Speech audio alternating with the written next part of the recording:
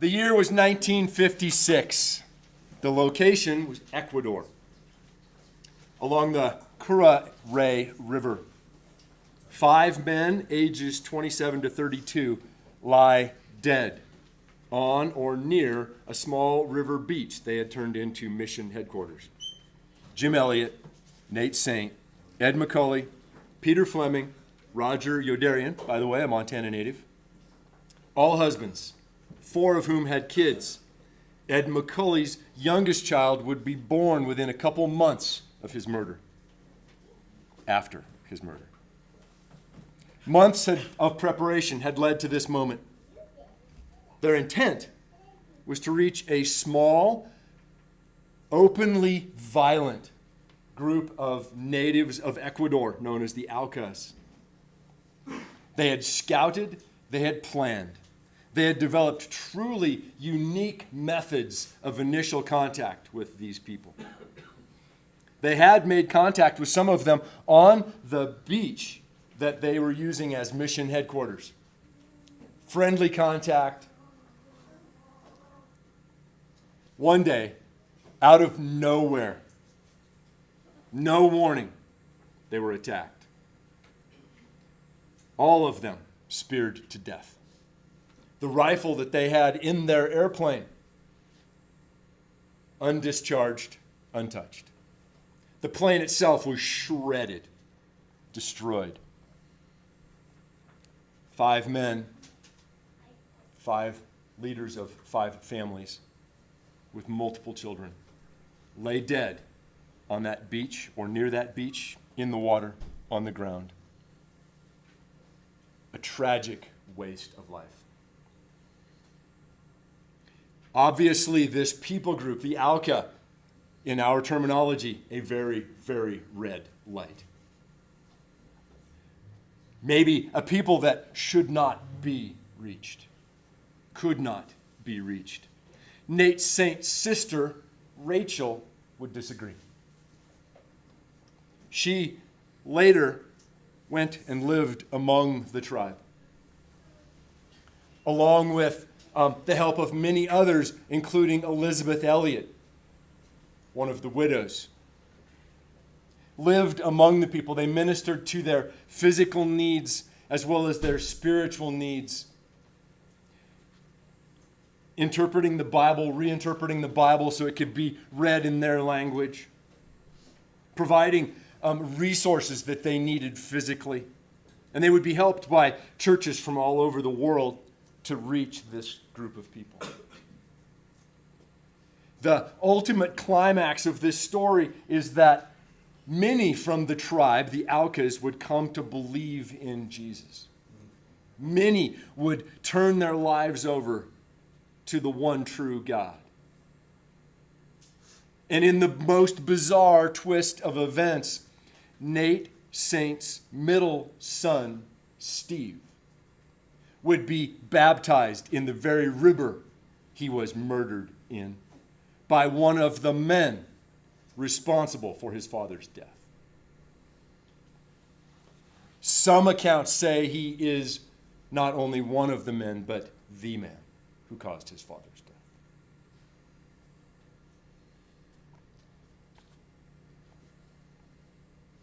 Go to Luke chapter 9. Got a rhetorical question for you that will tie into that story later. What is the statement of Jesus that occupies a place in all 4 of the Gospels, Matthew, Mark, Luke, and John, and appears in Matthew twice and Luke at least 3 times? What is that statement? And what does that have to do with Nate Saint and Roger Yodarian and Ed McCully, Peter Fleming, Jim Elliott, and their families? Luke chapter 9, verse 18. We will see that statement in our passage today. We'll get to it in a bit. Luke chapter 9, verse 18. Now it happened that as he was praying alone, the disciples were with him, and he asked them, "Who do the crowds say that I am?" And they answered, "John the Baptist, but others say Elijah, and others that one of the prophets of old has risen." Then he said to them, "But who do you say that I am?" And Peter answered, "The Christ, the Christ of God." And he, Jesus, strictly charged and commanded them to tell this to no one, saying, the Son of Man must suffer many things and be rejected by the elders and chief priests and scribes and be killed and on the third day be raised. And he said to all, if anyone would come after me, let him deny himself, take up his cross daily and follow me. For whoever would save his life will lose it, but whoever loses his life for my sake will save it. For what does it profit a man if he gains the whole world and loses or forfeits himself? For whoever is ashamed of me and of my words, of him will the Son of Man be ashamed when he comes in his glory and the glory of the Father and of the holy angels. But I tell you, truly, there are some standing here who will not taste death until they see the kingdom of God. In verses 21 and 22, Jesus strictly commands them to not tell what Peter had just declared, that Jesus is the Christ of God. Jesus strictly commands them, don't tell anybody. Then he goes on to say that he's going to die. Now, why in the world would Jesus tell them to not tell anybody that he is the Christ of God? Why would he command them not to tell? Well, we don't know. The text doesn't tell us. We're not told in any of the accounts of this event why Jesus said, don't tell. We are left to guess. Linked to that is the crazy reality that right after Jesus says, don't tell anybody, he says, hey guys, I am going to go and be betrayed and I'm going to die. And they don't react at all. There's the one account where Peter confronts Jesus. But according to Luke, there's no reaction. No reaction by the disciples. Why? Well, we might have an answer in verses 43 through 45. Verse 43 of Luke chapter 9 says, and all were astonished at the majesty of God.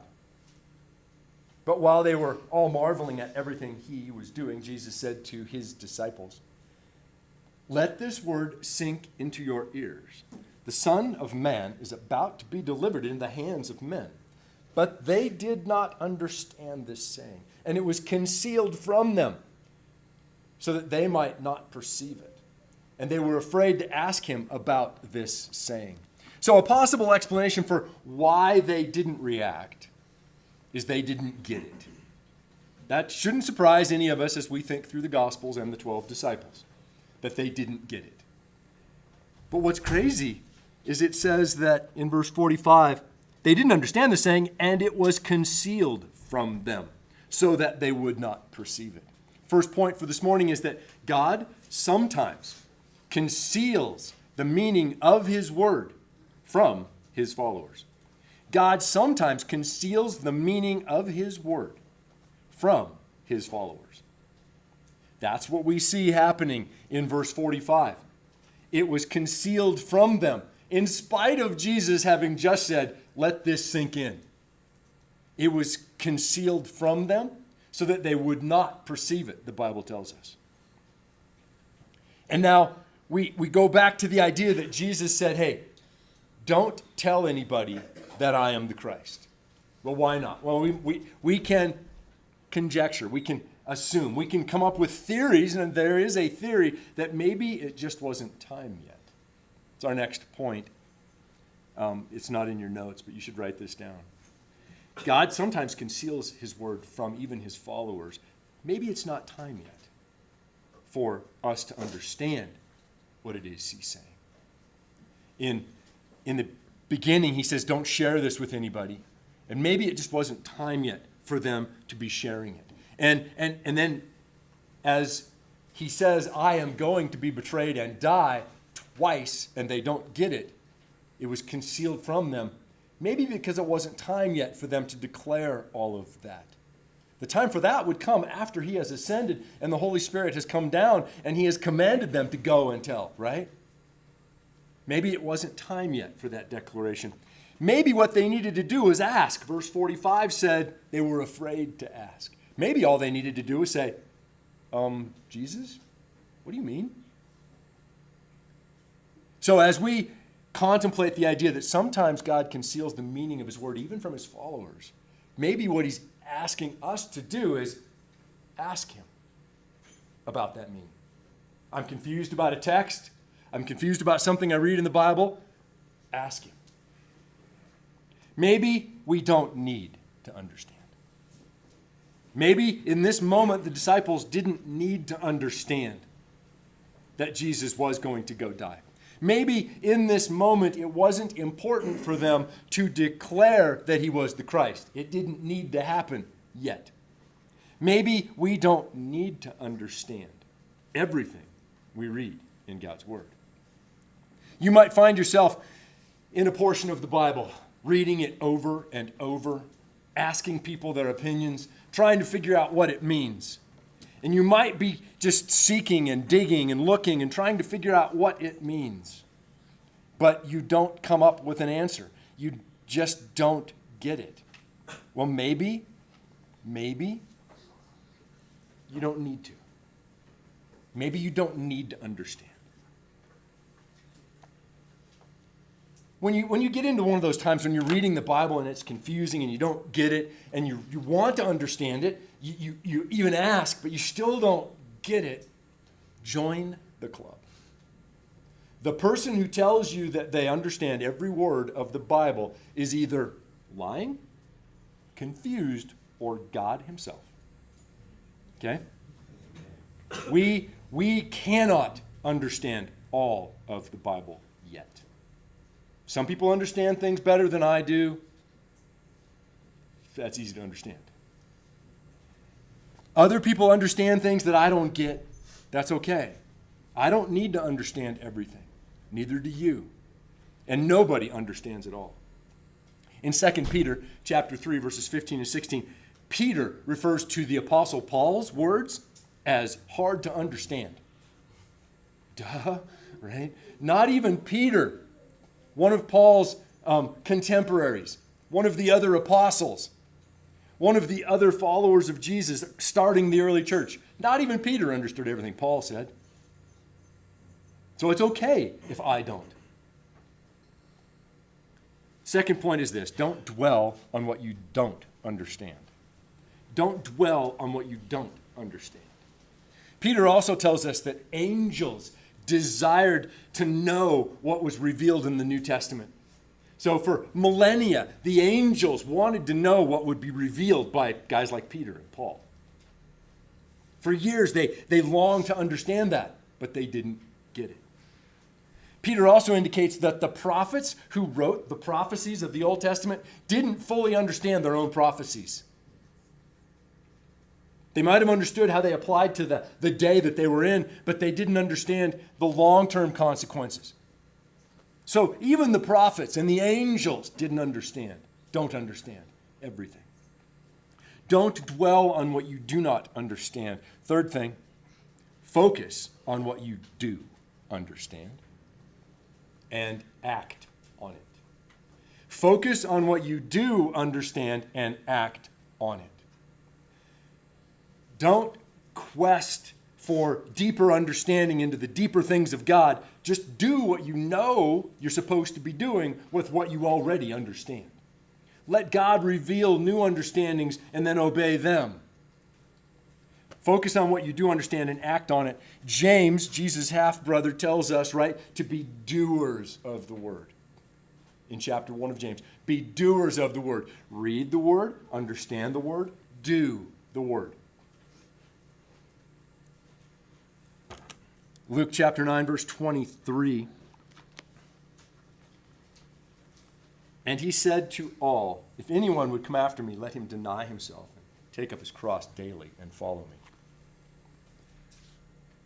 So, focus on what you do understand and act on it. Here's a relatively clear passage. If anyone would come after me, follow me, Jesus says. Let him deny himself and take up his cross daily and follow me. So that's what it looks like to be a Jesus follower. to deny ourselves, take up our cross, and follow him. Next thing is a Jesus follower denies himself. A Jesus follower denies himself. Put simply, that means not live for yourself. I live for those around me, and I live for God. That's a Jesus follower. I don't live to satisfy my own needs and my own desires and my own wants. I deny those for the sake of Christ. That's what a Jesus follower does. That's what Jesus says. If you want to follow me, you will deny all of that and follow me, he says. Next thing, a Jesus follower takes up his cross daily. Okay, this is a little more confusing, right? What's it look like to take up your cross? Well, what is the cross? That's not it. That's a nice little 21st century kind of scaled down, sanitized version of the cross. If you were in the first century and you read, take up your cross daily and follow me, if you heard that, what would you think? You would picture a man who's been condemned to death with that crossbeam strapped to his arms, carrying that to the place where he's going to be lifted up on the other part of it and then hung to die. That's what you would think when Jesus says, take up your cross and follow me. You would not think, I already have my cross. It's right here on the end of this chain. You wouldn't think, I could carry that. That's a piece of cake.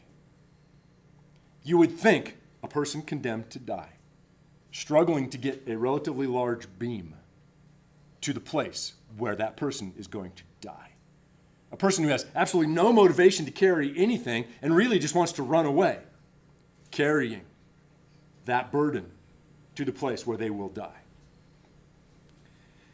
And if you're thinking about Jesus, what it means to take up your cross daily, as it relates to Jesus, it would be a sacrificial death. You would be carrying that burden sacrificially for people who hate you. So, a Jesus follower denies themselves. They deny their desires, their wants. They don't run away from bearing that cross. They bear it sacrificially. They are willing to die for it, for the sake of the call, for Jesus, because that's what he did. And it's a daily thing. He says, deny yourself, take up your cross daily, and follow me. Daily. Why do we have to deny ourselves daily and take up that cross daily? Why can't I just do it once when I decide I'm going to follow Jesus that first time? Well, because we're so stinking fickle, right? Every day I need to remind myself it's not about me, but about him. It's not about me, but about other people.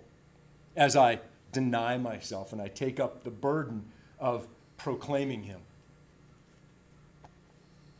So focus on what you do understand and act on it. We want to read a passage like this and go, I don't get it. But it's all too simple. Deny ourselves. Take up our cross. What does it look like for us to take up our cross? We'll deny ourselves. Sacrifice ourselves for the sake of Jesus. Focus on what we do understand and act on it. Okay, so back to our rhetorical question.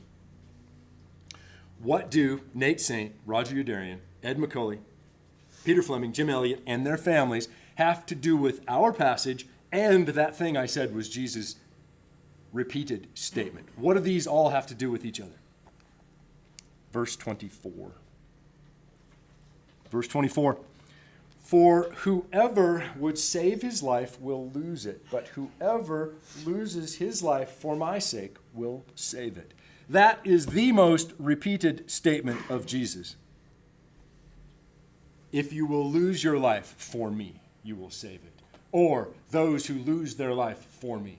This idea that Jesus repeated over and over, the idea of losing our lives for his sake, is the most repeated statement that he made. It appears in all four of the Gospels, multiple times in Luke and Matthew. Now, what does that have to do with those guys dying on a beach in Ecuador? Sometime before Jim Elliott was murdered, in his journal, just in random fashion, he wrote a statement. He is no fool who gives what he cannot keep to gain that which he cannot lose.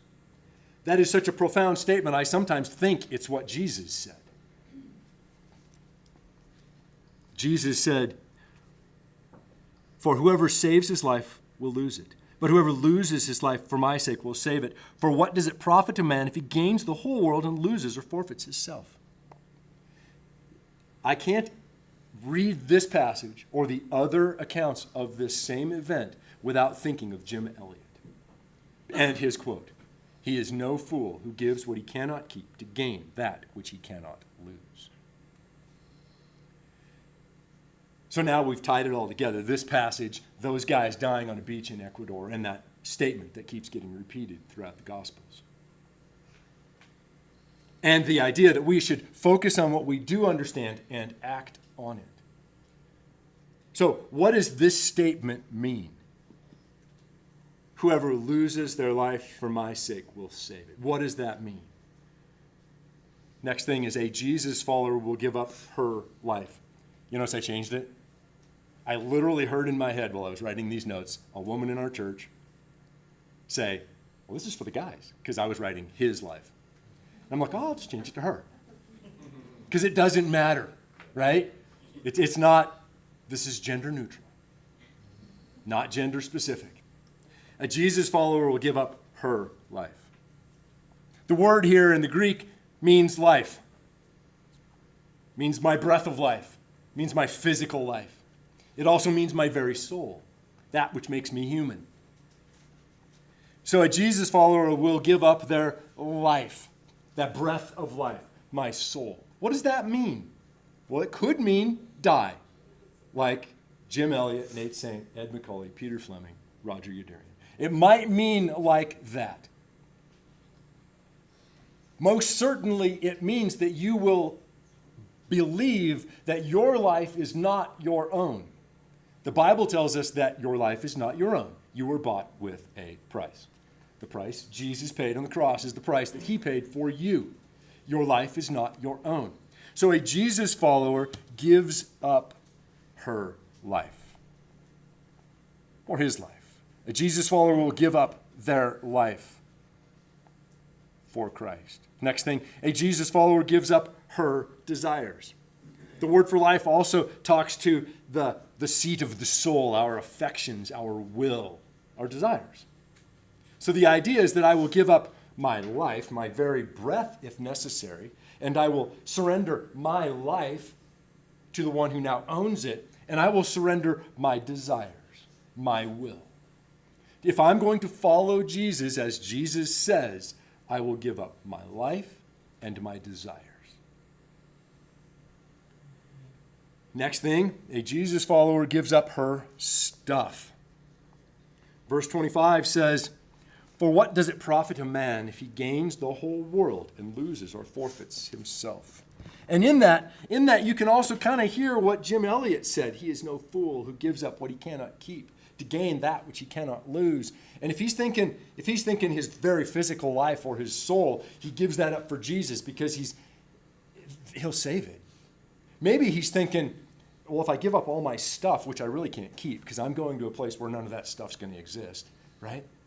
Maybe he's thinking about that, and he's thinking about his stuff. So he is no fool who gives up what he cannot keep, material stuff, to gain that what he cannot lose, which is eternal life. And Jesus says, what does it profit a person if he gains the whole world, sounds material to me, but forfeits his very soul? Which implies that you can gain the whole world and not be a Jesus follower. For what does it gain you if you gain everything but forfeit your very soul? The implication is there that the Jesus follower will give up her stuff. Okay, so back to the idea that sometimes we don't understand. We said, don't dwell on what you don't understand. We said, focus on what you do understand and act on it. And then I just gave you 5. Here's what Jesus said a Jesus follower does. But sometimes I read the Bible and I don't understand it. Or do I understand it and not want to understand it? Do I read it and go, hard. I don't understand what this means. I don't understand what it means to give up my life. Because that sounds like I need to give up my life, so I don't understand that. Because Jesus would never say, give up your life, right? So sometimes I wonder, do I not understand what I'm reading, or do I not want to understand what I'm reading? Do I get it more than I really want to get it?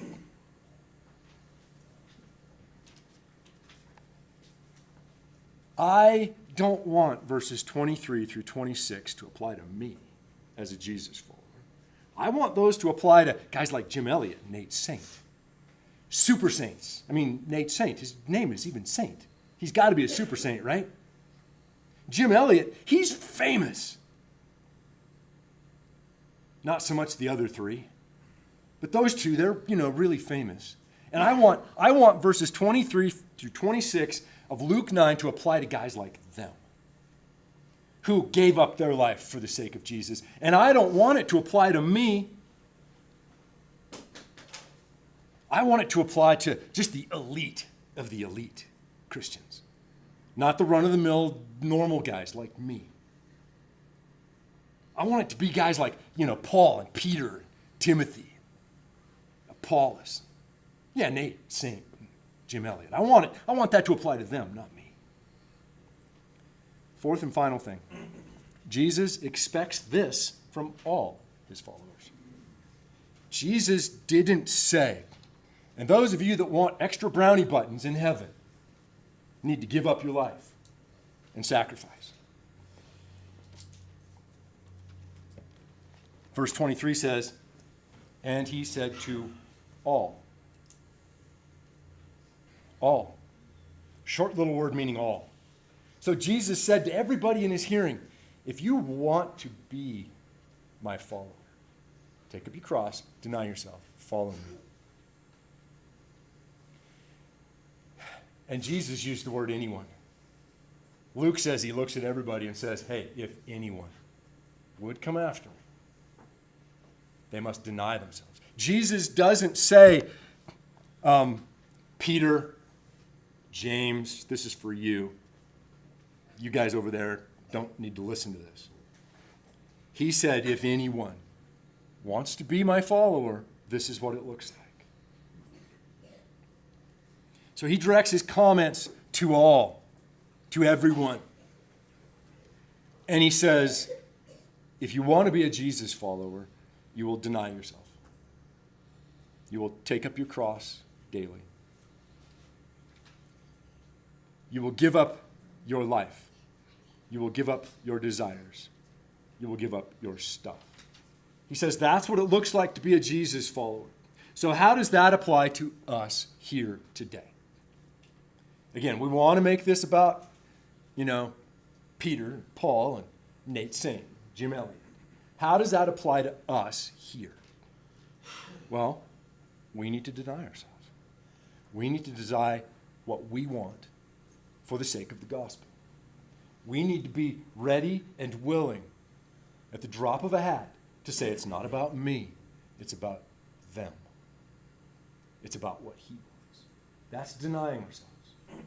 We need to, at the drop of a hat, be ready to take up our cross, which may look like giving up our very physical life. It may just look like surrendering in an intellectual, heart-level idea that my life is not my own. I was bought with a price. I can't just live it any way I want. Maybe it looks like we need to give up our desires. Maybe we've got this long-term vision of life that is all good and well, but maybe that doesn't line up with what Jesus is asking of you in this moment. Maybe what his long-term ask of you is your desires need to line up with my desires. Psalm 37:4 says, delight yourself in the Lord, and he will give you the desires of your heart. When our desires become his desires, he gives us those desires. And that's when we're delighting in him and we're following him and we're doing everything he's asking us to do. Our desires are his desires, and he delights to give those to us. And a Jesus follower, right, gives up their stuff. Maybe God's asking you, me, to give up our stuff for his kingdom. Don't hear me say, give Bill your stuff. I don't want your stuff. More stuff than I know what to do with. I'm saying give up your stuff for the sake of the kingdom. Now, we all need to grapple within our minds and our heads and our hearts and our obedience to Jesus what all that looks like for each one of us. And I can't tell you what that looks like for you. That's between you and him.